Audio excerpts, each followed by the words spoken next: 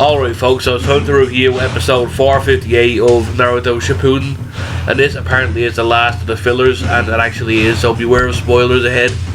Be warned right now, there is a lot of spoilers coming. This episode is called Itachi Story, Light and Darkness, Truth. Let's start off with it. We go back and we see when Itachi and Kasame infiltrated the village, and when Kakashi had scoped them out. We kind of jumped then from when they were in the village to when Itachi and Sasuke fought at first, when he got his ass kicked, and you could tell that Itachi was, I don't know, you couldn't tell when you watched this in Naruto years ago. Oh well, at least I couldn't. If you could, great.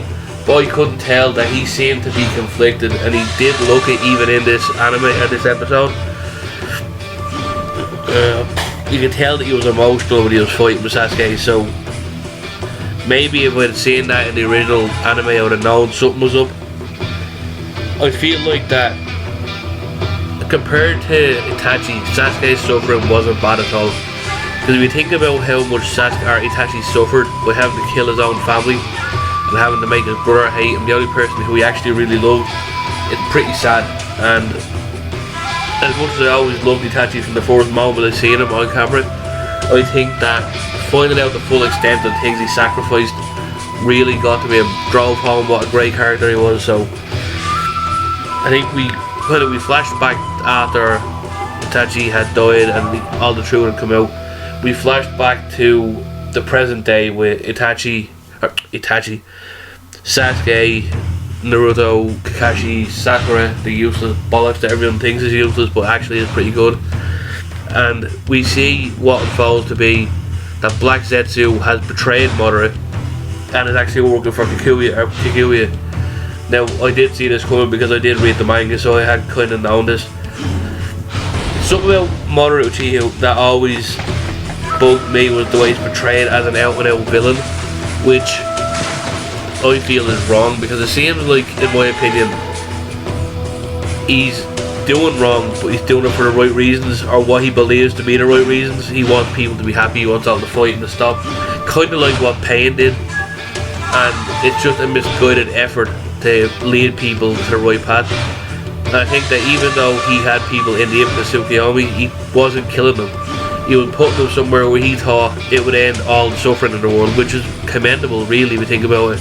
He just done it the wrong way, and I think even Naruto and everyone else could tell that this wasn't someone who was being malicious for the sake of being malicious. The more you know about Madara, the more you know that he just wanted to make a more peaceful world. So I do find that when he's painted with just the evil villain brush, it's wrong. He was evil, he was a villain, but that's not all he was. He was misguided, and that's what that was. And I do feel like that's how he got so far. We did find out, obviously, like I just said, that Zetsu had betrayed Madara and was actually working for Kaguya and had been manipulating Madara all through his years, which makes sense to what I just told you about Madara being misguided. For all we know, he could have took a different path completely if Black Zetsu wasn't around, because how we know that he wasn't influenced him from when he was a kid, you know, because he was around for eons before Madara was born.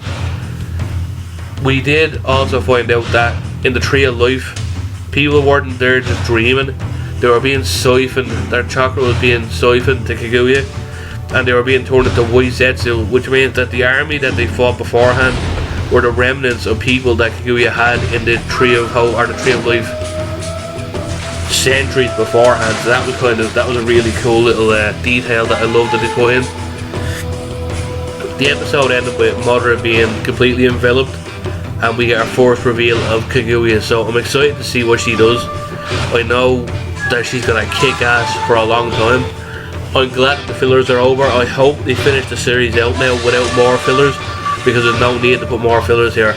I hope they get the fight with Kaguya, we get to see the fight with Naruto and Sasuke, and I hope the series ends and they move on to the Boruto series if they're gonna do it, which I heard they are. Might just be a one-shot, but I heard they're gonna do a Boruto series, so hopefully they will. That's my review, folks. It was short, sweet, and to the point. I love this episode, and I hope you liked it too. If you like this episode of my review, go ahead, slap a like on it, let me know. Leave a comment down below, let me know your theories on Madara, on Kaguya, on the whole series as a whole. And as always, if you're new here, hit that subscribe button, and if you don't feel like it, well, that's fine. As always, folks, this is the IGM, and I had fun reviewing this episode. Bye.